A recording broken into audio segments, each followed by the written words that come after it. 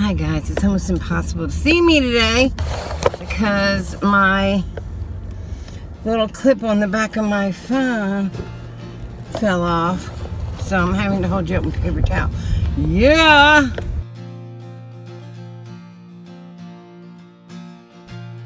While on vacation, I met this guy named Jeremiah. He had knocked on my door because, you know, the guy that like is destroying our neighborhood because his house looks like poo next door because he won't do anything, and he's like he hasn't done his backyard in years, okay? And so he has this van outside of my bedroom window that is rotting. It's been there, I think, since 2013, maybe. So anyway, he stopped. This guy Jeremiah stopped because it looks like that's my driveway, but it's not. It's the neighbor who doesn't live there's driveway in the abandoned house next to mine.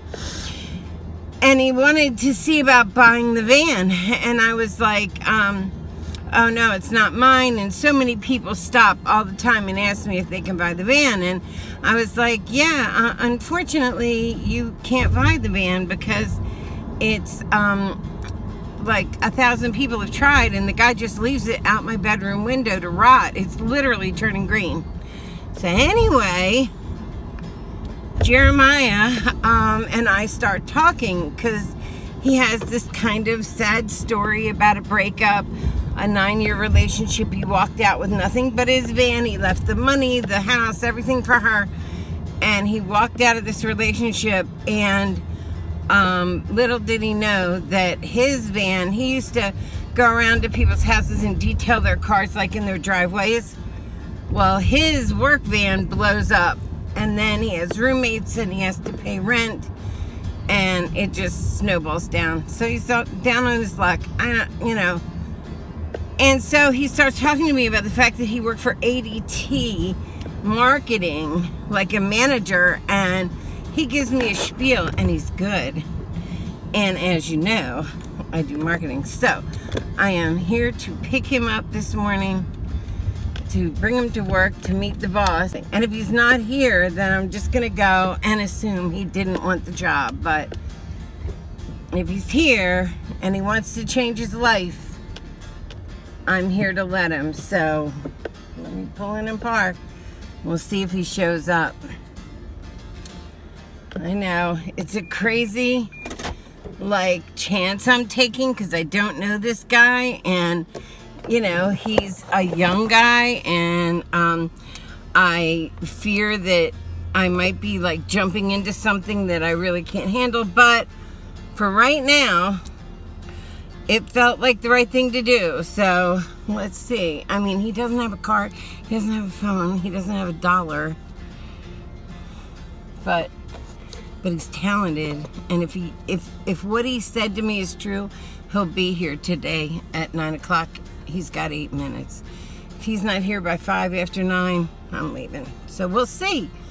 But anyway, I know I'm a soft heart, but oh, was that a bee? I just feel like everybody, you know, can be down. I mean, I just feel like everybody can be down on their luck. I remember when I left my husband when he went a little nutty, and it was so crazy. Our house was paid for. Like, why are you leaving? Why don't you let him leave? How am I supposed to leave him and take the only home he knows? Like, I just couldn't do it. Like, I just couldn't do it. Like, some people could have done it, but I couldn't do it. And even with kids, I knew that I could leave and make a life for me and the kids, and I knew he couldn't, you know. So I left him there. We had gotten a second mortgage because he had been so sick, and we had medical bills and stuff. We got a second mortgage on the house because we had paid it off in 16 years. He was, I mean, he took care of us for 16, you know, like, what am I supposed to do? So, but I couldn't stay anymore. It was really getting like scary. And so I left, and I left with the kids, and I left in the house, and for a year I paid not only for everything for my children and whatnot, but I also paid the mortgage on the house, because it was only a second mortgage, like $250. But when you have no other income, $250 is a lot of fucking money. And, you know, we scraped it by. We did what we had to do. Why? Because it's the right fucking thing to do. So the right thing to do is not always the easiest thing to do. The easiest thing to do would be to just go to work today and not worry about this guy. I don't know. The easiest thing for me to have done would have been to make Wolf leave, get a order against him to not come around anymore, leave the kids in the house they grew up in, and not care that he was a bag man. But that's just not who I am. So I'm sitting here and I'm waiting to see if Jeremiah really wants to change his life or not. And if he does, I'll help him do that. And if he doesn't, then okay. That's okay too. Just gotta give people a chance. I'll tell you a story. So the first night when I left my husband, I left him very sporadically because he had gotten kind of violent on the drugs they gave him, believe it or not. And so I went to an apartment complex, and I had $462, and the rent was $464, and I had no security deposit. But I begged my way in to this 2-bedroom apartment for 4 of us. And the only thing we had to our name were bags of clothing in green trash bags. Nothing else. I guess the kids brought probably a couple toys and whatever was in the van. I had a minivan because I was a soccer mom. And so I show up to this apartment complex with no money after I paid them. And we were so tired, we just threw all of our bags into the apartment and went to sleep. And in the morning I woke up and the kids are like, Mommy, we're hungry. And I have nothing. I have not one little thing of food. So I go to welfare, you know, to, what's it called? Like social services, whatever. To see about getting like emergency help. But I have a job and I have a new car. I just had no cash and no way to feed my kids. So I show up there. We are there all day. It's like 4 o'clock when they finally walk out and say, you have a new car. You can go sell that right now. And I was like, what? They're like, yeah, you can go sell your car so your kids could eat instead of coming here looking for food stamps. Let me tell you what. I worked my whole life. My husband worked.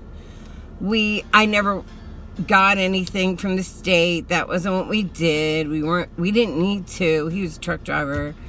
But this was like my hour of need. It was like the one time I would never need it again. Like I had a job. I was working the psychic lines. I just had to get my phones hooked up. And it would have been fine. But no. I'm denied. I'm the person that needed that help, and I'm denied, even though I'll pay taxes. I couldn't believe it. I was like in shock, going over like all the people you're denying me. What? So anyway, I said, well, my kids don't have any food. Do I really have to go back to a situation I am very like, you know, a little uncomfortable, a little scared of? I don't know that Wolf would have ever hurt us, but he wasn't in his right mind. Because I don't have any food. I have nothing to feed my kids. I don't have a pot to cook in. I don't have a can opener if I got a can of soup. Like, nothing. So they said, well, there's this church down in Elkton. I started crying. She said, there's this church in Elkton. Here, I'll give you a voucher for that. And you can go get some food, but they're closing in 15 minutes. So I threw the kids in the car and we ran and we got food, most of which was canned. So we weren't going to eat that. But they gave us 2 boxes of cereal, which is what my kids ate that night to go to bed because they were starving. The maintenance guy came over to finish up stuff because when we got the apartment, it wasn't even ready, but I didn't care. So he came over and he saw how we were living. His wife had just left him. They had 3 kids. he saw that we had nothing. He's like, where's your furniture? I'm like, I don't have any. Oh, yada, yada, yada. So, long story short, he went up to his apartment and he loaded up his car and he drove it back down like 4 times. He brought us pots, pans, food, barberware, dishes, this, all borrowed, knowing that he would get it back. His name was Bill Slade, Bill Slade, and he was my friend. I don't know where he is right now. Last time I saw him, he was in a hospital. I was in an emergency room and he was on the other side. What a good guy. His wife and kids came back to him. I was so happy. He was so sad they left. It was nothing like sexual or anything like that. Bill was my friend, like, for years. What a guy. Like, if I saw him tomorrow and he needed something, he could have it from me. It was like my hour of need, and he came through. And that doesn't happen.